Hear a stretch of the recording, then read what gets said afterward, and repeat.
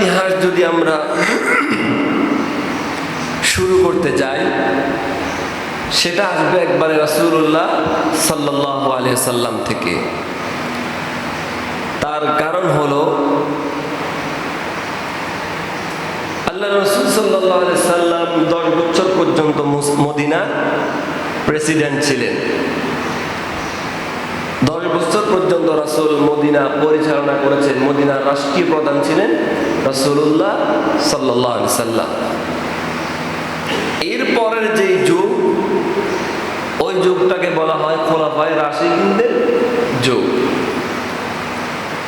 আল্লাহ রাসূল সাল্লাল্লাহু আলাইহি সাল্লাম বলেছেন, আমার পরে 30 বছর খোলাফায়ে রাশিদিনদের যুগ চলবে। তো রাসূলুল্লাহ সাল্লাল্লাহু আলাইহি সাল্লামের ইন্তেকালের পর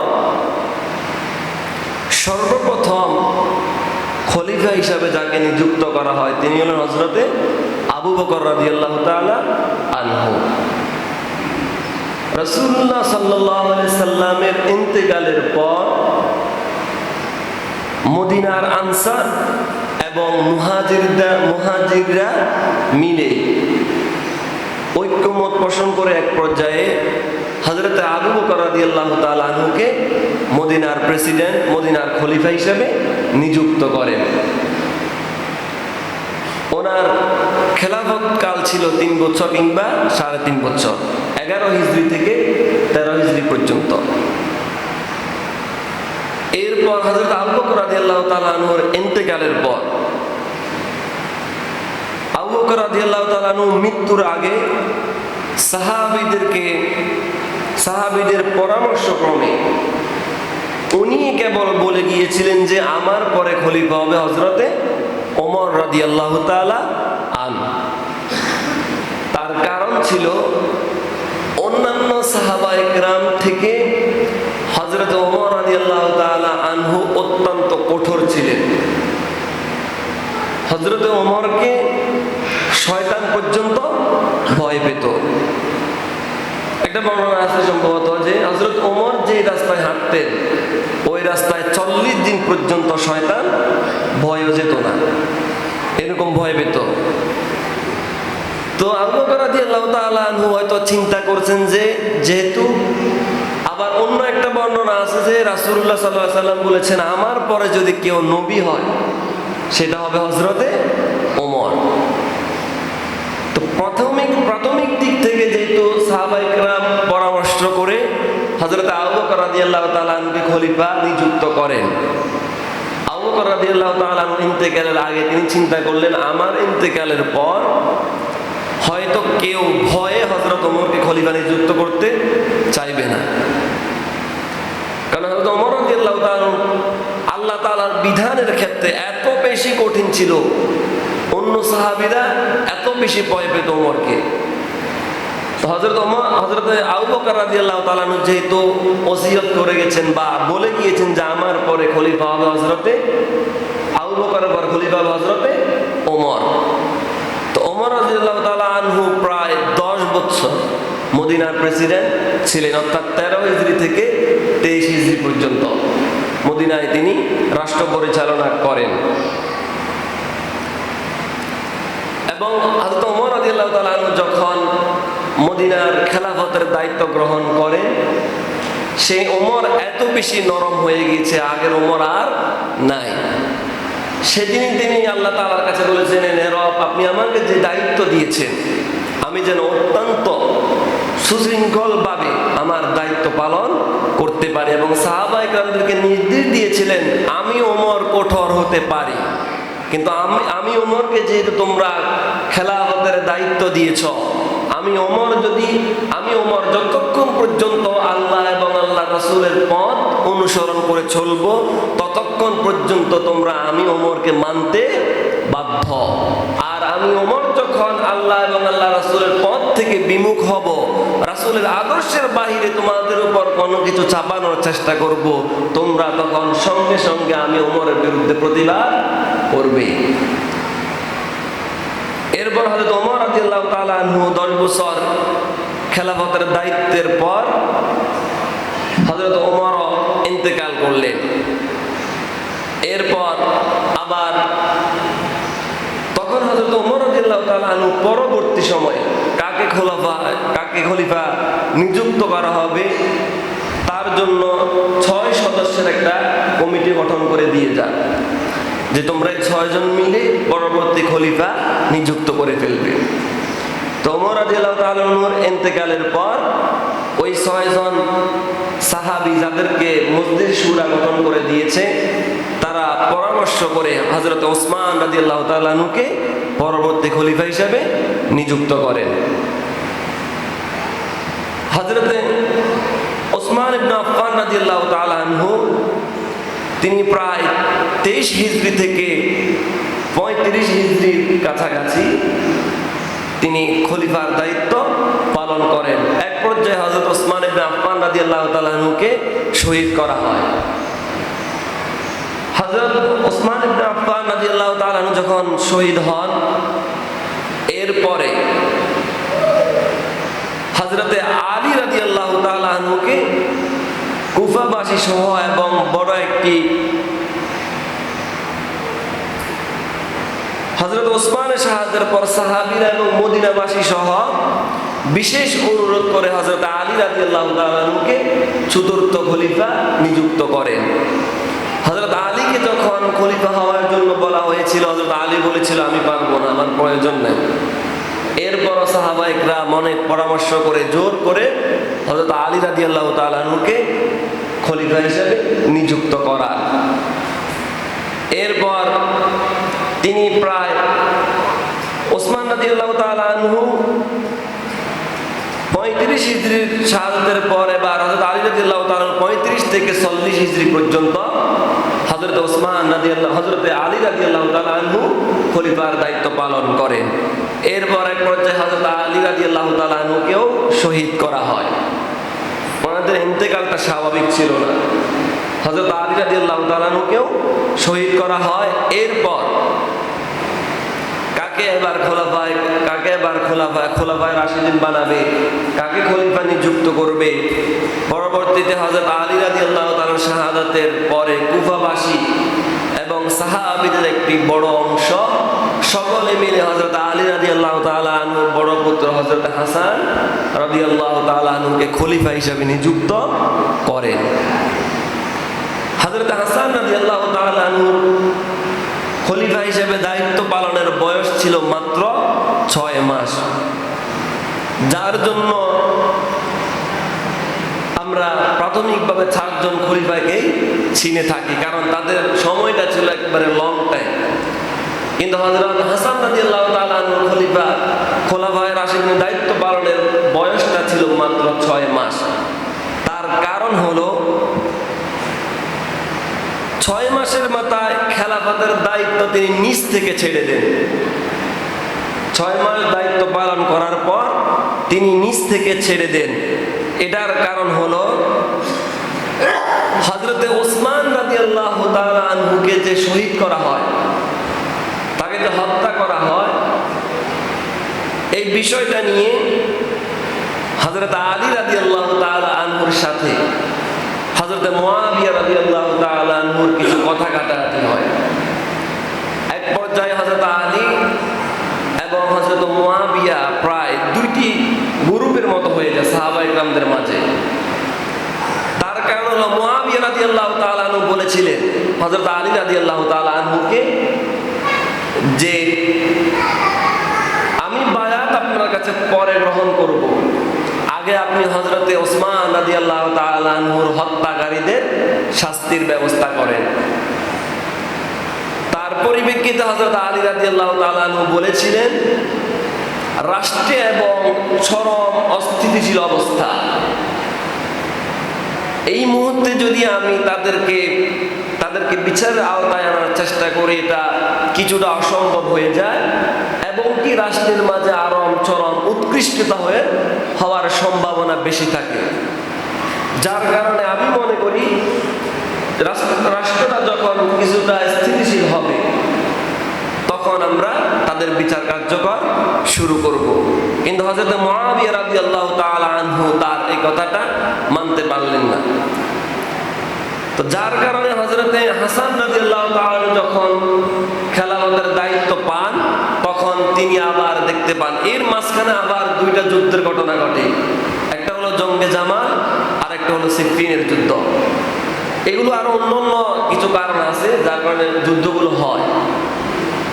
এই যে আলী রাদিয়াল্লাহু তাআলা আনহু থেকে হযরত হাসান রাদিয়াল্লাহু তাআলা আনহুর এই দায়িত্বের মাঝখানে মুসলমানদের ভিতরে কিছুটা গৃহযুদ্ধ বেঁধে যায় এই বিচারটা নিয়ে। তো সেটা হাসান রাদিয়াল্লাহু তাআলা আনহুর সময় উনি চিন্তা করলেন যে মুসলমানদের মাঝেই যদি আবার গৃহযুদ্ধ শুরু হয়ে যায়, এটা চরম অবক্ষয়ের বিষয়। যার কারণে তিনি চিন্তা করলেন যে আমার ক্ষমতার প্রয়োজন নাই, খেলাফতের দায়িত্ব আমার প্রয়োজন নাই। হযরতে হাসান রাদিয়াল্লাহু তাআলা আনহু তিনি এবার ক্ষমতার আসন 6 মাস থাকার পর, রাষ্ট্র পরিচালনা করার পর অনুভব করলেন আমার আর প্রয়োজন নাই। তিনি এবার হযরতে মুআবিয়া রাদিয়াল্লাহু তাআলা আনহুকে খেলাফতের দায়িত্ব দিয়ে দেন। এই যে হাসান রাদিয়াল্লাহু তাআলা আনহু, হযরত আবু বকর থেকে হাসান রাদিয়াল্লাহু তাআলা আনহু পর্যন্ত খেলাফতের সময় সর্বমোট 30 বছর। এরপর থেকে যখন হযরত মুআবিয়া রাদিয়াল্লাহু তাআলা আনহু দায়িত্ব গ্রহণ করেন, অথবা কেউ কেউ বলেছেন যে হযরত মুআবিয়া রাদিয়াল্লাহু তাআলা আনহু হাসান রাদিয়াল্লাহু তাআলা আনহুর ক্ষেত্রে তিনি তার দায়িত্ব গ্রহণের ক্ষেত্রে তিনি এটা মেনে নিতে পারেন না, যার জন্য হযরত হাসান নিজেই দায়িত্ব ছেড়ে দেন। এরপরের যুগ যেটা, এটা কিছুটা উমাইয়ার যুগ বলা হয়। খেলাফতের দায়িত্ব এখানেই, খেলাফতের বয়স এখানেই শেষ। হযরত হাসান রাদিয়াল্লাহু তাআলা আনহু যখন 6 মাস পূর্ণ হয়, 30 বছর শেষ। এই 30 বছরের পর আর খেলাফতের দায়িত্ব ওইভাবে কেউ পালন করে নাই, অথবা এটাকে খেলাফতের দায়িত্ব হিসেবে ধরা হয় না। হযরত মুআবিয়া রাদিয়াল্লাহু তাআলা আনহু দায়িত্ব গ্রহণ করেন 41 কিংবা 40 হিজরিতে, অর্থাৎ হাসান রাদিয়াল্লাহু তাআলা আনহু ছাড়ার পর। উনি যখন রাষ্ট্র পরিচালনা করেন, তার রাষ্ট্র পরিচালনার বয়স ছিল 20 বছর। হযরত মুআবিয়া রাদিয়াল্লাহু তাআলা আনহু রাষ্ট্র পরিচালনা করেন 20 বছর। তার আমলে, তার ইন্তেকালের পূর্বে প্রায় 5-7 বছর, কেউ বলেছে 10 বছর পূর্বে, হযরত মুআবিয়া রাদিয়াল্লাহু তাআলা আনহু সিরিয়ায় তিনি ঘোষণা করেন যে আমার পর আমার এই চেয়ারে এই দেশের খলিফা বলা কিংবা আমির হিসাবে নিযুক্ত হবে আমার ছেলে ইয়াজিদ। কিন্তু তখনও হযরত মুআবিয়া রাদিয়াল্লাহু তাআলা আনহু জীবিত এবং তিনি সুস্থ। এরপর 5-7 বছর তিনি দায়িত্ব পালন করেছেন। এর আগে তিনি ঘোষণা করেন যে আমার পর এই চেয়ারে আসবে আমার ছেলে ইয়াজিদ। এই সিদ্ধান্তটা যখন তিনি গ্রহণ করলেন, এই ঘোষণাটা দেওয়ার পর অনেক সাহাবী তার এই সিদ্ধান্তটা গ্রহণ করতে পারেন নাই, এবং তাদের কাছে এই সিদ্ধান্তটা গ্রহণযোগ্য মনে হলো না। তারা হযরত মুআবিয়া রাদিয়াল্লাহু তাআলা আনহুকে প্রশ্ন করলেন, আপনি এই কাজটা কেন করতেছেন? রাসূলের যুগ থেকে আসা যে একটা সিস্টেম, যে একটা ধারাবাহিকতা, আপনি এই ধারাবাহিকতার মাঝে ব্যত্যয় কেন ঘটাচ্ছেন? এই সিস্টেমটার মাঝে কেন আপনি গলদ ঢুকাচ্ছেন? এটা তো আপনার উচিত নয়। তারা প্রশ্ন করলেন, রাসূলুল্লাহ সাল্লাল্লাহু আলাইহি সাল্লাম যদি চাইতেন, তার ইন্তেকালের পূর্বে রাসূল যদি বলতেন আমার পর মদিনার প্রেসিডেন্ট হবে আমার জামাতা হযরতে আলী, অথবা রাসূল যদি রাসূলের মেয়ের কথা বলে যাইতেন, কোন সাহাবী কি সাহস করতো রাসূলের উপর কথা বলার? কথা বলেন। রাসূল যদি বলতেন আমার পর আমার জামাতা হযরতে আলী এই শাসনামলের রাষ্ট্রনায়ক হবে সে, তাহলে কারো সাহস ছিল না যে রাসূলের উপর আবার উল্টো কাউন্টার দিয়ে কথা বলা। কিন্তু আল্লাহ রাসূল সেটা করেছেন? করেন নাই। এবার আসুন, হযরত আবু বকর রাদিয়াল্লাহু তাআলা আনহুকে সাহাবীরা পরামর্শক্রমে খলিফা তারা বানালেন। হযরত আবু বকর রাদিয়াল্লাহু তাআলা আনহুর ইন্তেকালের পূর্বে হযরত আবু বকর যদি বলতেন আমার পর আমার ছেলে আব্দুর রহমানকে পরবর্তীতে মদিনার রাষ্ট্র প্রেসিডেন্ট বানাতে হবে। এরপর হযরত আবু বকরের উপর কে কথা বলতেন না। কিন্তু আবু বকর রাদিয়াল্লাহু তাআলা আনহু তার ছেলের জন্য তিনি কোনো ওসিয়তই করে যান নাই যে আমার ছেলেকে পরবর্তী রাষ্ট্রপ্রধান বানাতে হবে। চলে গেল হযরত আবু বকরের যুগ।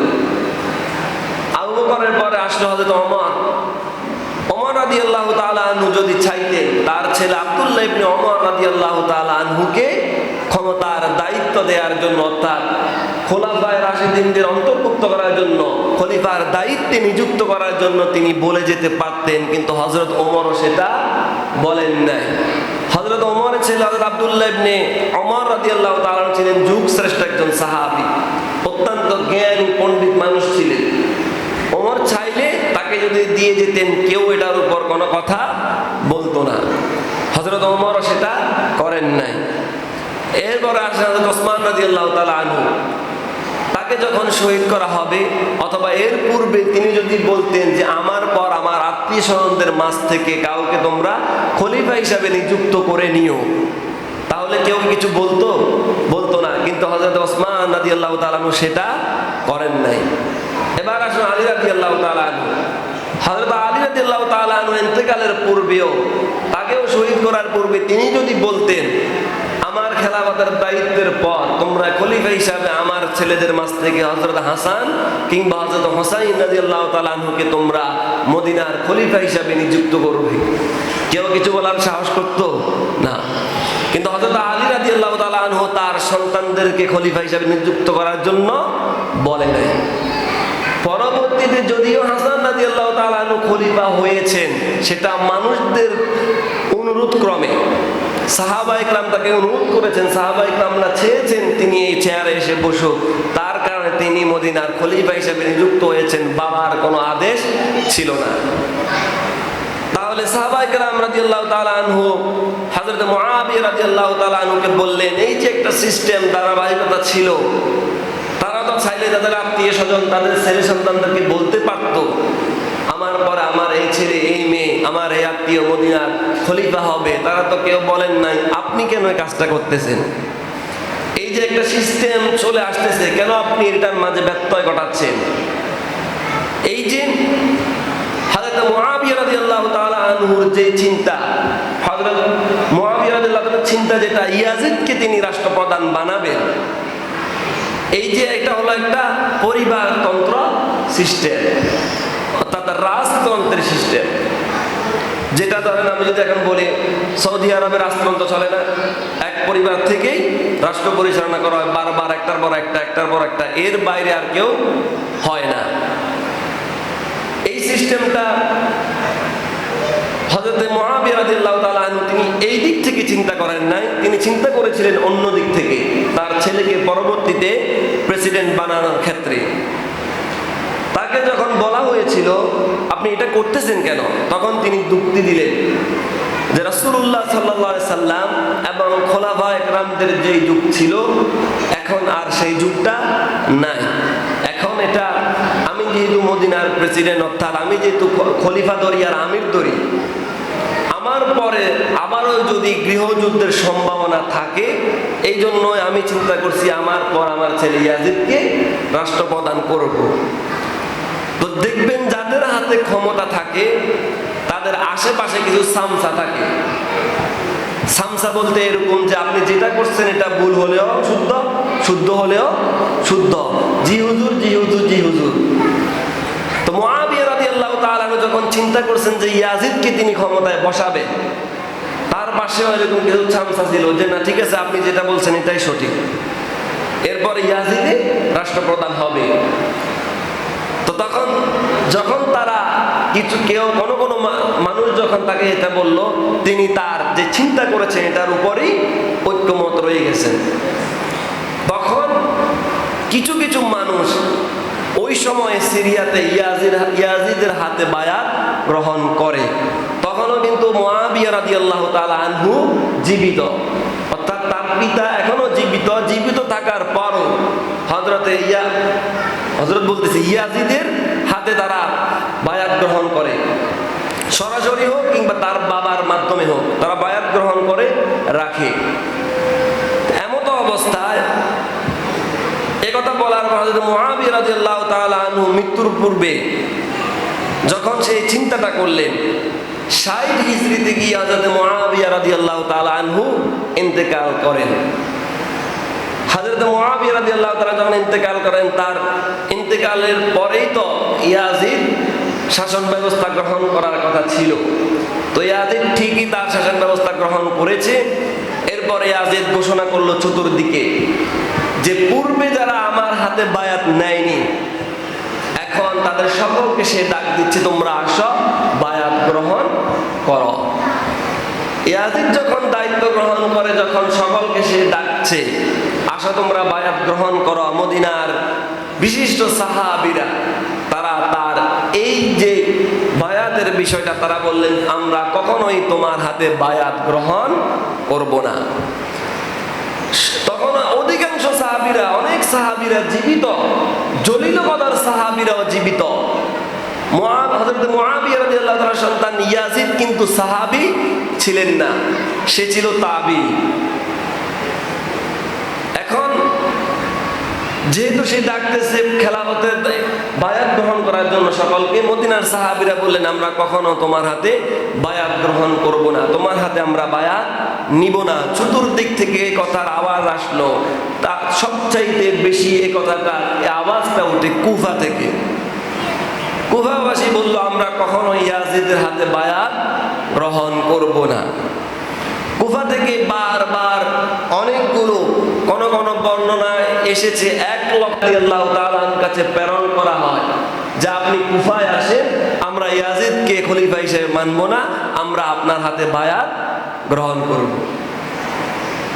বারবার যখন কুফা থেকে যখন হযরতে হুসাইন রাদিয়াল্লাহু তাআলা আনহুর কাছে যখন বারবার চিঠি আসতেছে, তখন হযরতে হুসাইন রাদিয়াল্লাহু তাআলা আনহু তার চাচাতো ভাই মুসলিম ইবনে আকিল রাদিয়াল্লাহু তাআলা আনহুকে বলেন যে বারবার কুফা থেকে আমার কাছে চিঠি আসতেছে যে আমি যেন কুফায় যাই, সেখানে গিয়ে যেন আমি তারা যেন আমার হাতে বায়াত গ্রহণ করে, আমি যেন খলিফার দায়িত্ব গ্রহণ করি। তুমি একটু কুফায় গিয়ে দেখো কুফার পরিবেশ কেমন, পরিস্থিতি কেমন। এর মাঝখানে একটা কথা রয়ে গেছে, সেটা হলো সাহাবায়ে কেরাম ইয়াজিদকে গ্রহণ না করার কারণ হলো, কিছু কিছু বর্ণনায় আসে ইয়াজিদ ছিল একজন মক্খর, সে মদ পান করত। আবার কোন কোন বর্ণনায় এসেছে ইয়াজিদ ছিল নামাজ তরককারী, সে নামাজ পড়তো না, যার কারণে সাহাবায়ে কেরামরা তাকে গ্রহণ করতে পারে নাই। তো চিঠি যখন বারবার আসতেছে, হযরতে হুসাইন রাদিয়াল্লাহু তাআলা আনহু তার চাচাতো ভাই মুসলিম ইবনে আকিলকে কুফায় পাঠালেন। কুফায় পাঠানোর পর হযরতে মুসলিম ইবনে আকিল কুফায় গেলেন। যাওয়ার পর তিনি সেখানে দেখতে পেলেন যে অভূতপূর্ব সাড়া তিনি সেখানে পান কুফার মানুষদের কাছ থেকে, যে তারা মোটামুটি সকলে চায় তারা ইয়াজিদের হাতে বায়াত গ্রহণ করবে না, তারা বায়াত গ্রহণ করবে হযরতে হুসাইন রাদিয়াল্লাহু তাআলা আনহুর হাতে। এই মর্মে তারা প্রায় 18,000 মানুষ হযরতে মুসলিম ইবনে আকিল রাদিয়াল্লাহু তাআলার মাধ্যমে হযরতে হুসাইন রাদিয়াল্লাহু তাআলা আনহুর বায়াত গ্রহণ তারা করেন, প্রায় 18,000। ঠিক এই ঘটনাটা তখন ইয়াজিদের কানে যায়। ইয়াজিদের কানে যখন যায়, ইয়াজিদ তখনকার কুফার গভর্নর ছিল হযরতে নুমান ইবনে বাশির রাদিয়াল্লাহু তাআলা আনহু। হযরতে নুমান ইবনে বাশিরকে ইয়াজিদ চিঠি পাঠালেন যে তুমি গভর্নর থাকা অবস্থায় কুফাতে কিভাবে মুসলিম ইবনে আকিল এসে হুসাইন রাদিয়াল্লাহু তাআলার পক্ষ থেকে বায়াত গ্রহণ করে, তুমি যেহেতু সেখানকার গভর্নর, তুমি এটার প্রোটেক্ট করলে না কেন? এক পর্যায়ে সে হযরতে নুমান ইবনে বাশির রাদিয়াল্লাহু তাআলাকে গভর্নর থেকে প্রত্যাহার করে। হযরতে নুমান ইবনে বাশির রাদিয়াল্লাহু তাআলাকে প্রত্যাহার করে অত্যন্ত নিষ্ঠুর ওবাইদুল্লাহ ইবনে জিয়াদকে কুফার নতুন গভর্নর হিসেবে সে নিযুক্ত করে। ওবাইদুল্লাহ ইবনে জিয়াদ যখন কুফার নেতৃত্ব গ্রহণ করেন, সে এবার এসে কুফায় এসে কুল কালাম কাণ্ড তার। হযরত মুসলিম ইবনে আকিল রাদিয়াল্লাহু তাআলা আনহুকে যারা সময় দিয়েছিলেন বা মুসলিম ইবনে আকিল হাতে যারা বায়াত গ্রহণ করেছিলেন, সমানে তাদেরকে মারধর শুরু, তাদের বাড়িঘর উচ্ছেদ শুরু, তাদেরকে হত্যা করা শুরু করে দিল। এক পর্যায়ে হযরত মুসলিম ইবনে আকিল রাদিয়াল্লাহু তাআলা আনহুর পাশে আর কেউই থাকলো না। কারণ ইয়াজিদ অর্থাৎ ইয়াজিদদের নিযুক্ত করা গভর্নর ওবায়দুল্লাহ ইবনে জিয়াদ যা শুরু করছে, এমনি মানুষ ভয়ে শেষ। পরে এক পর্যায়ে হযরত মুসলিম ইবনে আকিল রাদিয়াল্লাহু তাআলা আনহুকে গভর্নরের সামনে নিয়ে যাওয়া হয়, তার প্রাসাদে নিয়ে যাওয়া হয়। তার প্রাসাদের ছাদের উপরে নিয়ে, যেটাই ছিল ছাদ বুনার যেটাই ছিল, ওখানে নিয়ে তাকে জল্লাদের মাধ্যমে তার কল্লাকে কীর্তন করে তাকে হত্যা করা হয়, শহীদ করা হয়। এর মাঝখানে হযরত মুসলিম ইবনে আকিল রাদিয়াল্লাহু তাআলা হুসাইন রাদিয়াল্লাহু তাআলা চিঠি পাঠিয়ে দিয়েছেন যে কুফার পরিবেশ অত্যন্ত অনুকূলে রয়েছে, কিন্তু মাঝখানে যে এত নির্যাতন শুরু হয়ে গেছে এগুলো আর হুসাইন রাদিয়াল্লাহু তাআলা আনহু জানেন না। হযরত হুসাইন রাদিয়াল্লাহু তাআলা আনহু যখন চিঠিটা পেয়ে অনেক দূর পর্যন্ত যখন আসে, তিনি প্রতিমধ্যে শুনতে পান যে হযরত মুসলিম ইবনে আকিল রাদিয়াল্লাহু তাআলা আনহুকে শহীদ করা হয়েছে। তখন তিনি আর পিছপা হন নাই, তিনি যে মিশনে এসেছিলেন সেটা নিয়ে তারা সামনে আগাতেই থাকে। অনেক লম্বা কাহিনী, আমি একবারে শর্ট করার চেষ্টা করতেছি। তো যখন হুসাইন রাদিয়াল্লাহু তাআলা তার পরিবার পরিজনকে নিয়ে, যখন কেউ কেউ বলেছে 70, কেউ বলছে 72, কেউ বলছে 78, এক এক বর্ণনা এক এক রকম, তার পরিবার পরিজন নিয়ে যখন কুফার দিকে যখন আসে, তখন ওবায়দুল্লাহ ইবনে জিয়াদ তার একজন সেনাপতি জিয়াদ ইবনে ওমরের নেতৃত্বে না, এর আগে একজন সাহাবীর একজন সেনাপতির নেতৃত্বে ওবায়দুল্লাহ ইবনে জিয়াদ কুফার দিকে, অর্থাৎ যেদিক থেকে হুসাইন রাদিয়াল্লাহু তাআলা আনহু আসতেছেন, প্রাথমিকভাবে 1000 সৈন্য সেদিকে পাঠায়, যাতে হুসাইন রাদিয়াল্লাহু তাআলা আনহুর গতি যেন সে রোধ করতে পারে, সামনে যেহেতু আর না আসতে পারে। তখন ওই ব্যক্তিটা কি হযরত হুসাইন রাদিয়াল্লাহু তাআলাকে বাধা দিল। বাধা দিতে দিতে তিনি একটু আগায়, আবার ইসলামে একটু আগায়, ইসলামে এরকম করতে করতে কারবালার ময়দান পর্যন্ত আসে। দ্বিতীয়বার আবার ওবায়দুল্লাহ ইবনে জিয়াদ ওমর ইবনে সাদের নেতৃত্বে কারবালার প্রান্তরে প্রায় 4000 সৈন্য সে সেখানে নিযুক্ত করে। আগে ছিল 1000, পরবর্তীতে আরো 4000, মোট 5000 সৈন্য কারবালার প্রান্তরে সে একত্রিত করে। তারা সেখানে গিয়ে হযরত হুসাইন রাদিয়াল্লাহু তাআলা আনহুকে চতুর্দিক থেকে তারা ঘিরে ফেলে, এবং সেখানে ওবায়দুল্লাহ ইবনে জিয়াদের কঠোর বার্তা ছিল যে 7 মুহররমের ঘটনা, হযরতে হুসাইন রাদিয়াল্লাহু তাআলা আনহুর খাওয়া দাওয়া পানি সব কিছু বন্ধ করে দেয়া হোক। তারা এসে হুসাইন রাদিয়াল্লাহু তাআলা আনহুর সব ধরনের খাওয়া তারা বন্ধ করে দিয়েছে। তৃষ্ণায় সাহাবায়ে কেরামদের অবস্থা খারাপ, বাচ্চাদের অবস্থা খারাপ। এমন অবস্থায় 9 মুহররম পর্যন্ত যায়। 9 মুহররম যখন তারা যুদ্ধের জন্য প্রস্তুতি নেয়, হযরত হুসাইন রাদিয়াল্লাহু তাআলা আনহু কিছুই জানে না কিসের যুদ্ধ হবে, তার তো কোনো যুদ্ধের প্রস্তুতিই নাই। তাকে বারবার চিঠি দিয়ে দাওয়াত করার কারণে তিনি কুফায় এসেছেন। একটা গান আছে না এরকম, মুঝে কুফা ওয়ালো, এরকম একটা গান আছে তো মনে হয়। আচ্ছা যাই হোক, যে আমি নিজ থেকে আসি নাই, তোমরা আমাকে দাওয়াত দিয়ে এনেছো এখানে, এখন আবার আমার উপর আঘাত করতেছো। তো হুসাইন রাদিয়াল্লাহু তাআলা আনহু ওমর ইবনে সাদকে খবর পাঠালেন যে আমার কাছে আসো, আমি তো যুদ্ধ করতে আসি নাই, তোমরা আমাকে সুযোগ দাও, হয়তো আমাকে মদিনায় ফেরত যেতে দাও, না হলে কোনো সীমান্তবর্তীতে আমাকে ফেরত যেতে দাও, অথবা আমাকে ইয়াজিদের সামনে নিয়ে যাও, আমি ইয়াজিদের সামনে সরাসরি কথা বলবো। তখন ওমর ইবনে সাদ বলল যে ঠিক আছে, আমি ওবায়দুল্লাহ ইবনে জিয়াদকে জিজ্ঞেস করেছি। ওবায়দুল্লাহ ইবনে জিয়াদকে জিজ্ঞেস করার পর সে বলল যে তাকে আর এখন কোথাও যেতে দেয়া হবে না, হয়তো সে ইয়াজিদের কাছে বায়াত গ্রহণ করবে, নয়তো তাকে এখানে হত্যা করা হবে।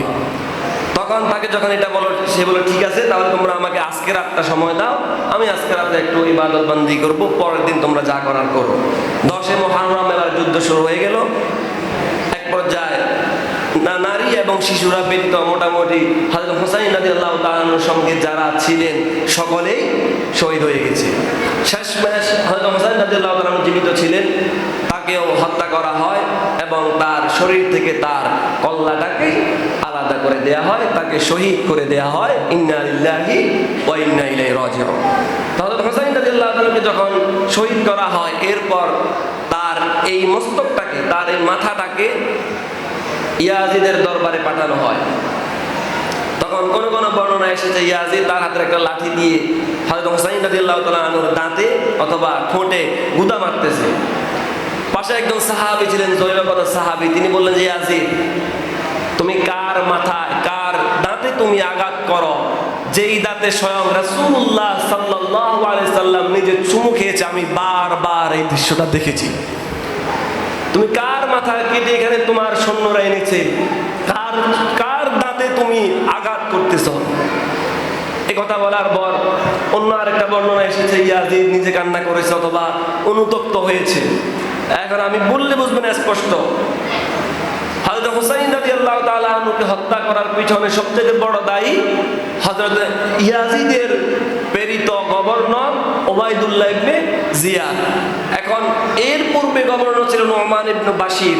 ঘটনাটা শেষ করে সময় হয়ে গেছে, কেউ বিরক্ত বোধ করবেন না, নাহলে বুঝবেন না, যার কারণে সময় নিচ্ছি। নোমান ইবনে বাশির যখন গভর্নর ছিলেন, হযরত নোমান ইবনে বাশিরকে ইয়াজিদ সরিয়ে সেখানে গভর্নর হিসাবে নিযুক্ত করা হয় ওবাইদুল্লাহ ইবনে জিয়াদকে। এটাকে ইয়াজিদ করে নাই?